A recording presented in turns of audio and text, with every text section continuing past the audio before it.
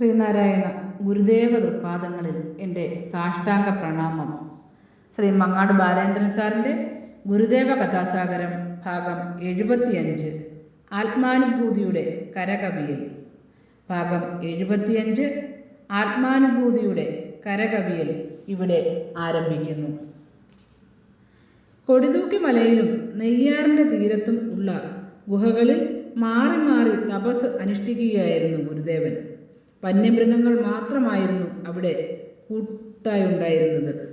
അക്കാലത്ത് പുറം ലോകവുമായി യാതൊരു ബന്ധവും ഗുരുദേവൻ പുലർത്തിയിരുന്നില്ല. ധ്യാനവും ചിന്തയും കൂടി നിന്നിരുന്ന അന്നാളുകളിൽ ആത്മസഞ്ചാരത്തിലായിരുന്നു ഏറെ നേരവും. പലതായി പിരിഞ്ഞു നിൽക്കുന്ന ഈ പ്രപഞ്ചത്തിൽ മനുഷ്യൻ നിത്യമല്ലാത്തതിനെ നിത്യമെന്ന് കരുതി അവയെ പ്രാപിക്കുവാൻ നടത്തുന്ന പാഴ്ശ്രമങ്ങളെക്കുറിച്ചോർത്ത് ഗുരുദേവൻ വ്യസനിച്ചു. ഇല്ലാത്തവയെ കൈയടക്കുവാൻ മനുഷ്യൻ പരിശ്രമിക്കുന്നത് കണ്ടിട്ടാണ് ഗുരുദേവൻ പരിതപിച്ചത്.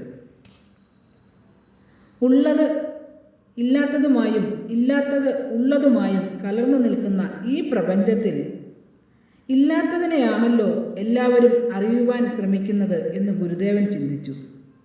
ഉള്ളതിനെ കണ്ടെത്താൻ അറിയാത്ത മനുഷ്യവർഗത്തിൻ്റെ അജ്ഞതയെ ഓർത്ത് ഗുരുദേവൻ ജ്ഞാനത്തിലേക്കുള്ള പല വഴികൾ തുറന്നിട്ടു.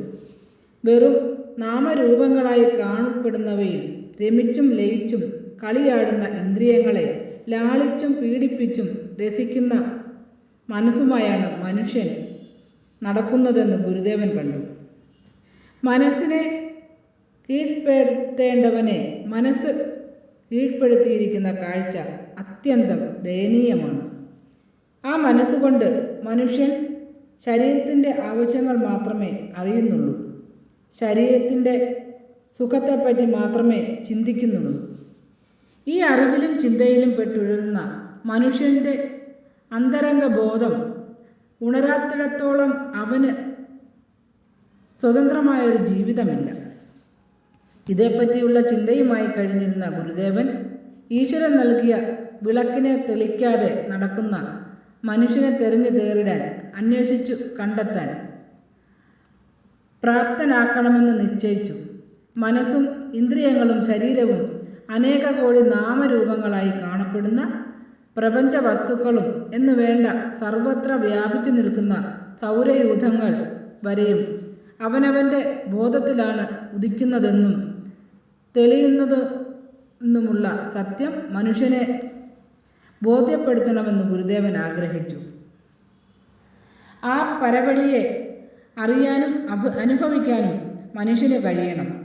അവനവൻ ആത്മസുഖത്തിനാചരിക്കുന്നവ അപരൻ്റെ സുഖത്തിനായി വരേണം.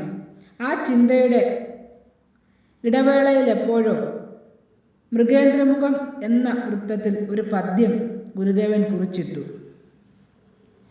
അറിവിലുമേറെ അറിഞ്ഞിടുന്നവൻ തന്നുരുവിലുമൊത്തു പുറത്തും ഉജ്ജ്വലിക്കും. കരുവിനു കണ്ണുകളഞ്ചുമുള്ളടക്കി തെരുതെര വീണു വണങ്ങിയോതിടേണം. ദിവസങ്ങൾ കഴിയവേ പദ്യങ്ങളുടെ എണ്ണം പെരുകി വന്നു. ഒടുവിൽ 100 പദ്യങ്ങളായപ്പോൾ ഉപനിഷത്ത് പോലെ ആത്മാനുഭൂതിയുടെ കരകവിയുന്ന ഒരമൂല്യ കൃതിയായത് മാറി.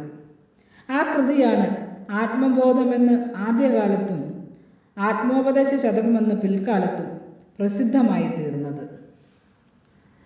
സ്വന്തം സുഖങ്ങളും അന്യനു വേണ്ടി ഹന്തവെടിഞ്ഞവനായി ബന്ധവിഹീനൻ കർമ്മപദത്തിൽ സന്തതമായുടനെ മരുത്വാമലയും അരുവിപ്പുറവും വിജനവനങ്ങളിലും മനനം ചെയ്തും താപസനായും നേടിയ ദിവ്യത്വം. ശരണം ശരണം ശരണം തരണേ ശിവഗിരി ഗുരുദേവ, തവ തിരുപാദം ശരണം തേടും നടിയങ്ങൾ ഞങ്ങൾ. ശ്രീ മങ്ങാട് ബാലേന്ദ്രൻ സാറിൻ്റെ ഗുരുദേവ കഥാസാഗരം ഭാഗം 75 ആത്മാനുഭൂതിയുടെ കരകവിയൽ ഇവിടെ അവസാനിച്ചിരിക്കുന്നു. ഇതിൽ വന്നിട്ടുള്ള തെറ്റുകുറ്റങ്ങൾ സദയം ക്ഷമിക്കണമെന്ന് ഗുരുദേവനാമത്തിൽ അറിയിക്കുന്നു. നന്ദി, നമസ്കാരം. ഗുരുധർമ്മം വിജയിക്കട്ടെ.